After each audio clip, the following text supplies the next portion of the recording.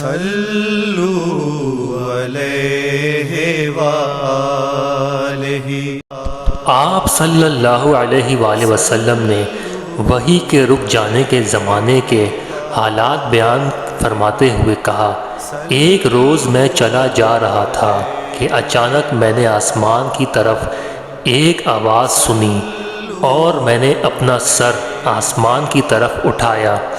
کیا دیکھتا ہوں کہ وہی فرشتہ جو میرے پاس غار حرا میں آیا تھا وہ آسمان و زمین کے بیچ میں ایک کرسی پر بیٹھا ہوا ہے۔ میں اس سے ڈر گیا اور گھر آنے پر میں نے پھر کمبل اوڑھنے کی خواہش ظاہر کی۔ اس وقت اللہ پاک کی طرف سے یہ آیات نازل ہوئیں، اے لحاف اوڑھ کر لیٹنے والے، اٹھ کھڑا ہو اور لوگوں کو عذاب الہی سے ڈرا، اور اپنے رب کی بڑائی بیان کر، اور اپنے کپڑوں کو پاک صاف رکھ اور گندگی سے دور رہ۔ اس کے بعد وہی تیزی کے ساتھ پے در پے آنے لگی۔ صحیح بخاری حدیث نمبر 4۔